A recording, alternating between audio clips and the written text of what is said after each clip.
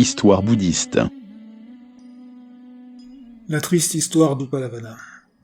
La belle Upalavana avait été mariée à l'âge de 16 ans avec un homme fort séduisant lui-même. Lorsqu'elle fut enceinte, elle dut se rendre avec son mari dans sa propre famille, afin d'y accoucher. Or, lorsque la mère d'Upalavana, qui était alors veuve, rencontra son époux, elle s'en éprit aussitôt.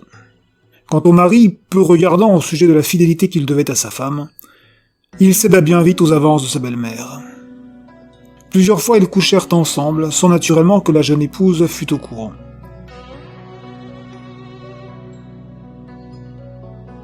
Peu de temps après qu'elle eut mis au monde une fille, Upalavana, alors qu'elle était sortie, surprit son mari et sa mère partager la même couche. Dans un brusque accès de fureur, elle saisit son enfant et le jeta sur son mari, qui, réceptionnant mal la fillette, ne put empêcher que l'arrière de sa tête heurtât le mur. Le malheureux enfant se mit à pleurer et à saigner. Upalavana, réalisant soudain la violence de son geste, s'empressa de soigner sa fille, puis quitta la maison de sa mère et partit dans une contrée lointaine. Elle ne manqua pas alors d'être courtisée par de nombreux hommes, mais l'un d'entre eux seulement put la conquérir à cause de l'honnêteté de son cœur, bien qu'Upalavana, ayant à cette époque perdu toutes ses illusions au sujet de l'amour, eut d'abord tout le mal du monde à accepter. L'homme eut ainsi bientôt le bonheur d'épouser la jeune femme et de lui donner un fils.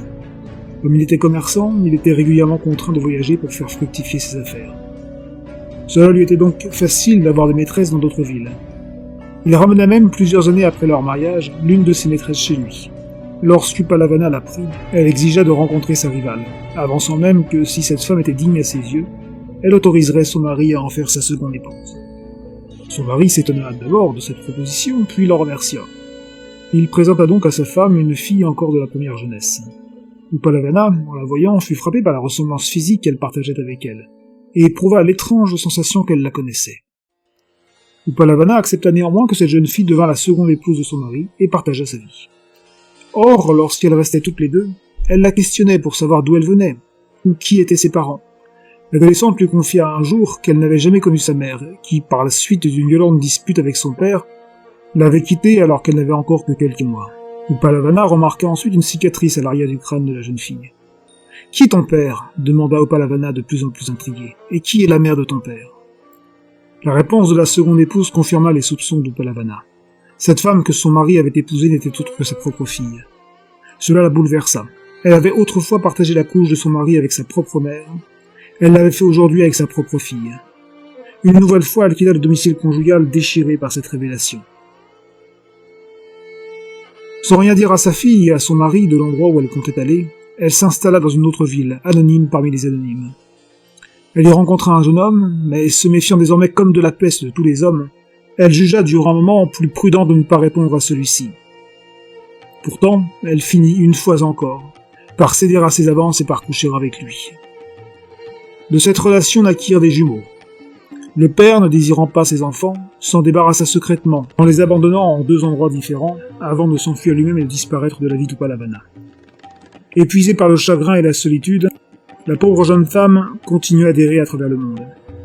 Durant des années, elle parcourut ainsi les routes, jusqu'au jour où elle rencontra de nouveau un homme qui, séduit par sa beauté, en dépit du fait que son visage commençait de se dessécher sous l'effet de l'âge et de la douleur, la convainquit, bien qu'elle s'y refusa d'abord, de faire l'amour avec elle, et même de se marier avec lui. Hélas, pour Upalavana, celui qui était devenu son nouvel époux s'éprit d'une autre femme.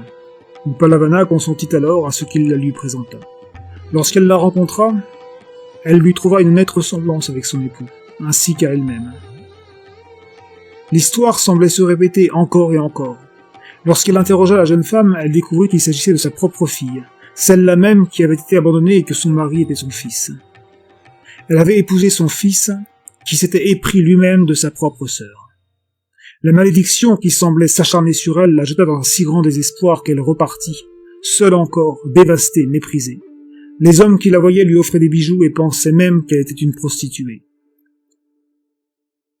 Un jour, quelqu'un s'approcha d'elle, et lui fit savoir qu'il existait non loin de là un disciple du Bouddha Shakyamuni, qui répondait au nom de Moggallana. Animé d'intentions mauvaises, il lui conseilla de se rendre auprès de lui et de le séduire. Elle obéit mécaniquement et s'approcha du moine. Lorsqu'elle arriva sur place, Moggallana sourit, et d'un air amusé lui demanda « Es-tu donc venu me séduire ?»« Oui, comment l'avez-vous deviné » Ta vie a été très triste, n'est-ce pas? Tu as partagé ton premier mari avec ta mère, ton second avec ta fille, et tu as épousé ton fils qui est tombé amoureux lui-même de ta fille. Sais-tu pourquoi? Non, je l'ignore, fit Upalavana, étonné que cet homme connût ainsi tous les drames de sa vie. Apprends que dans une vie passée tu fus très belle, mais dominée complètement par ton appétit sexuel.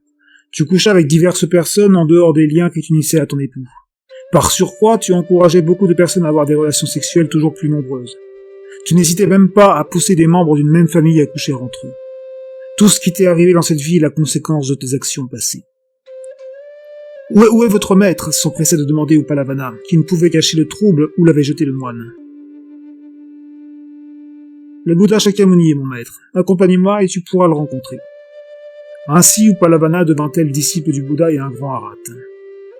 Il arriva même un jour qu'une troupe de bandits décida de l'enfermer dans une tour en attendant de la violer. Upalavana ne savait pas comment sortir de cette situation. Mais bientôt Moggallana vint la trouver. Il la rejoignit par les airs dans sa geôle et, lui enseignant la lévitation, l'emporta à ses côtés loin de ses ravisseurs.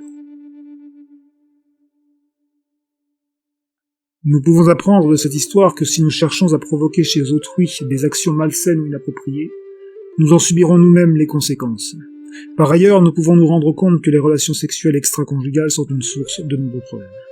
Association du vrai cœur. www.vraicoeur.org